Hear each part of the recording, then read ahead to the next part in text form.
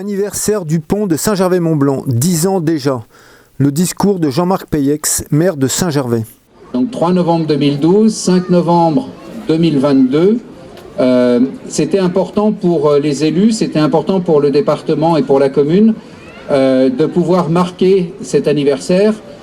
Pourquoi ? Parce que ce pont a été quand même un peu compliqué à réaliser et aujourd'hui il est très compliqué d'imaginer qu'il n'a jamais pu exister un jour.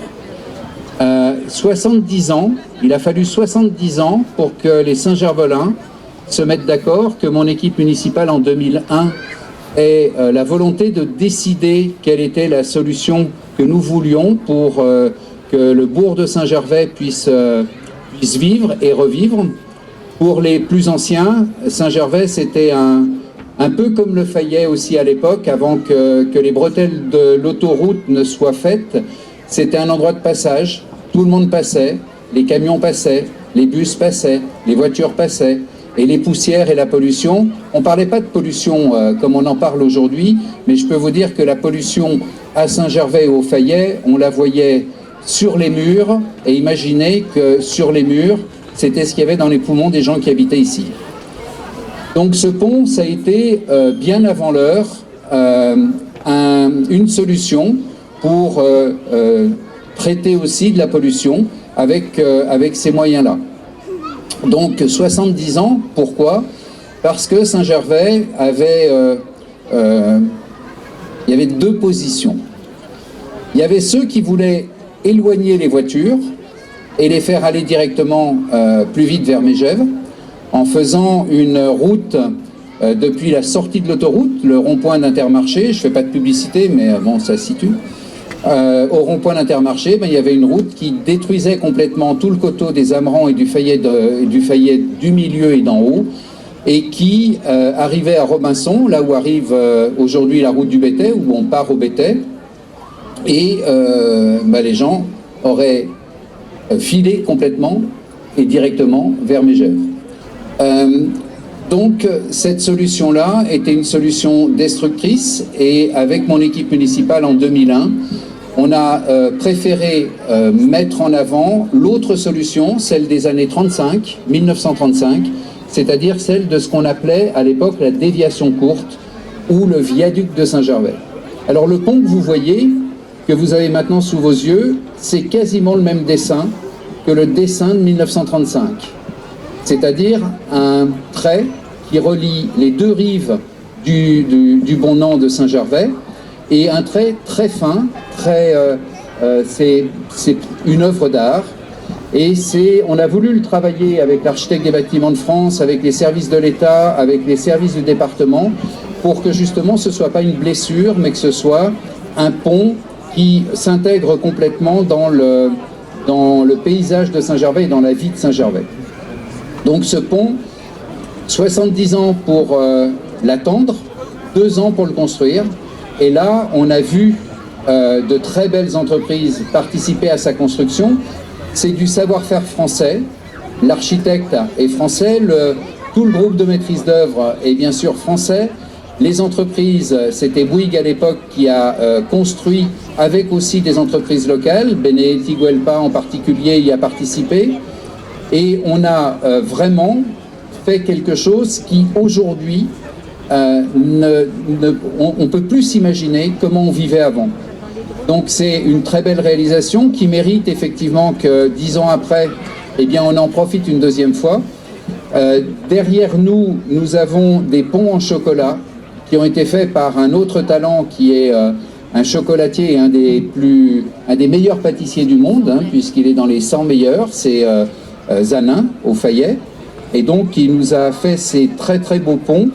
Et puis il y en a un qui ne se mange pas, et c'était un pont qui avait été fait au début des imprimantes 3D par les élèves du lycée du Mont-Blanc, et qui était c'est un projet qui était conduit par monsieur Aplania, qui aujourd'hui est conseiller municipal et qui a fait faire ce pont en 3D et qui est l'image de ce qu'on a réalisé réellement. Alors ce pont à Saint-Gervais, on a aussi voulu qu'il soit ludique et qui ne soit pas qu'un pont routier.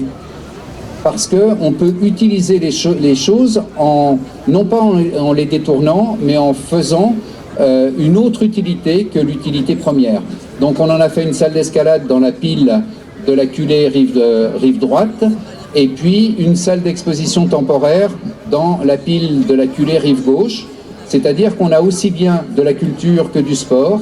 Et au milieu, eh bien, on a fait cette base de soie élastique qui est la seule base de soie élastique permanente en France et qui vous a permis d'admirer Lohan Bozolo qui a participé aux Jeux Olympiques d'hiver et qui a porté haut les couleurs de la France.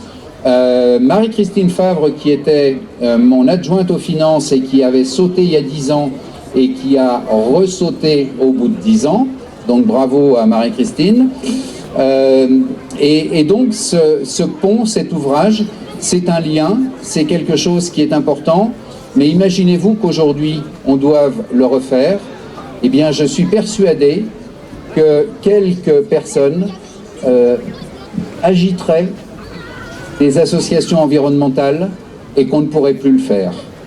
Donc on peut voir aujourd'hui qu'on peut faire les choses intelligemment, que les choses peuvent se faire sans détruire, mais au contraire en construisant, et qu'aujourd'hui, eh bien, il faut réellement, monsieur le sous-préfet, que l'État écoute la majorité et qu'on donne un peu moins la parole à ceux qui sont des empêcheurs. Vous pouvez applaudir, merci. On doit respecter l'environnement et à Saint-Gervais, on sait le faire. C'est vrai qu'on ne fait plus comme avant, en détruisant, en cassant, on est respectueux de ce qu'on fait, mais la vie, c'est aussi de bâtir et de construire, parce qu'on est là pour nous et pour les générations futures, et c'est ce qu'on a voulu faire avec ce pont. Voilà, il ne faut pas qu'on dépasse le 18h, parce que les drones sont chauffés en ce moment, et ils vont décoller à 18h. Donc, sans plus attendre, je vais laisser la parole à Martial Sadier qui nous fait l'amitié de venir aujourd'hui. Martial représente le département. Je voudrais, moi, remercier ses deux prédécesseurs avec qui j'ai siégé aussi au département. Ernest Nicolin qui a permis le démarrage de ce beau projet. Et puis Christian Monteil qui était le président lors de son inauguration en 2012. Et donc avec tous les conseillers généraux, parce que ça s'appelait comme ça à l'époque, qui ont permis que ce projet se fasse. Ça n'a pas été facile, mais maintenant qu'il est là, on est bien content qu'il ait été fait. C'est un ouvrage départemental. Le département en a financé 75% et la commune 25%. Eh bien, c'est de l'argent public bien dépensé et je pense que celles et ceux qui le voient et qui l'utilisent au quotidien peuvent se dire que ça nous fait plaisir de payer des impôts. 2, 1, go! Allez, c'est parti, il coupe plus vite. Bah oui, mais il a un couteau. Maman!